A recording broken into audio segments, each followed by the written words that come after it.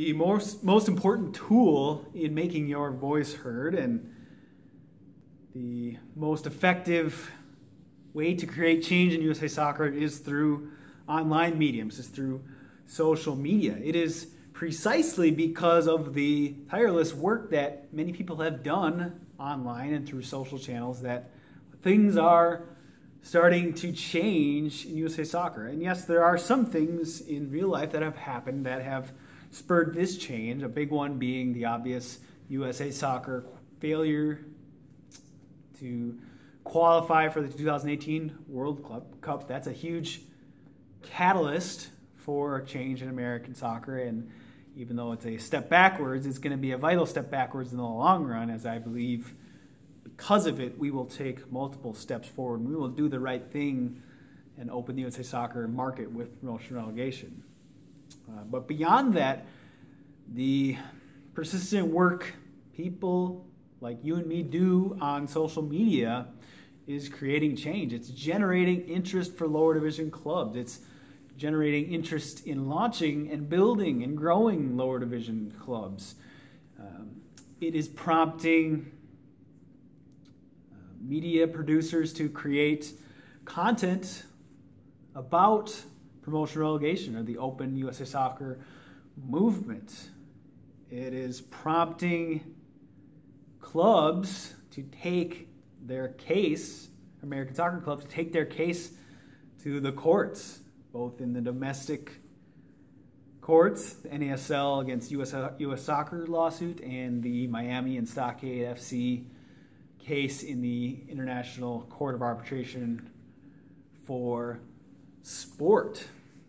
So as we speak up on social media, and the most effective platform, the most open access platform out there is Twitter. As we speak up on social media, we continue to move the needle toward that ultimate breaking point or boiling points where the USA Soccer system cracks wide open for all. We don't know where that tipping point is. You can't quantify it at this point with a particular number of people involved in the discussion or level of media coverage, but we will get there. We are only making progress towards our ultimate goal. So really right now it is all about awareness and creating impressions for the movement. I was in a position 4 years ago where I had no idea that this movement existed, and I ran into some people on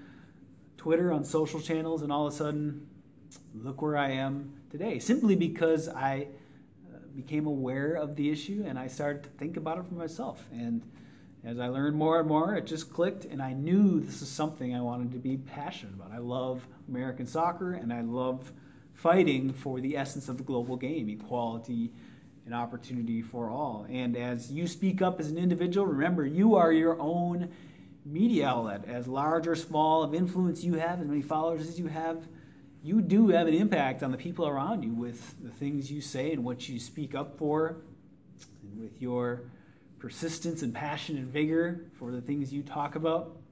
You make an impact. And I've heard, just myself alone, I've heard from people that I have come across online who have said, yes, you have had an impact on what I am doing now in the American soccer landscape, whether it's in a coaching realm or a nonprofit realm or in a club creation realm.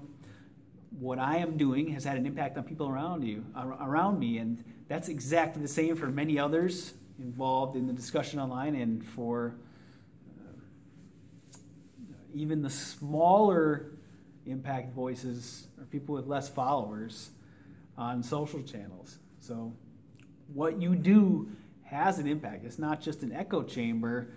Twitter has given you this medium where you are almost like your own website. It's almost like a smaller version of the internet itself, and your Twitter timeline is like your own website or personal blog, and you can create tweets, churn them out one by one, and they're like mini articles. They can be accessed by anyone online as long as you don't have any privacy settings on. Anyone in the world can come across your content. It can be shared across search engines and across other social media platforms, And of course, on the platform themselves, they can be shared and they can generate more impressions. So you really have an opportunity to have a big impact with what you do on social media, because you're not just as you speak, you're not just talking against the wall. You're not just speaking in an echo chamber.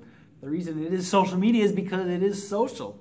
You are interacting with other people and inspiring other people and informing other people with what you say online. So the most important thing we can do right now is continue to speak up and also to recruit other people for the Open USA Soccer cause. As we recruit more and more, the effect just multiplies. It's a compounding effect towards our ultimate tipping point where the market will have to break open because public demand is so high. So I don't know how exactly it will ultimately come about. Maybe it's our current U.S. Soccer Federation leadership that changes. Maybe it's a new U.S. Soccer president. Maybe it's an alternate federation that steps in and gets FIFA's blessing. Maybe FIFA will step in and take over the reins for the U.S. Soccer Federation and implement an open system. I don't know how it will come about, but ultimately we will get to a point where this change will happen. I look at it as inevitable. It's just a matter of time, and what we're doing now is just speeding up the process, because sitting around and waiting doesn't get anything done. We might as well play our part, get involved, create more public pressure, and hasten the day to when we have a system that is accessible to all people in American soccer. So if you like this video, make sure to share it out across social media and also subscribe right here to my channel. And I'll talk to you soon.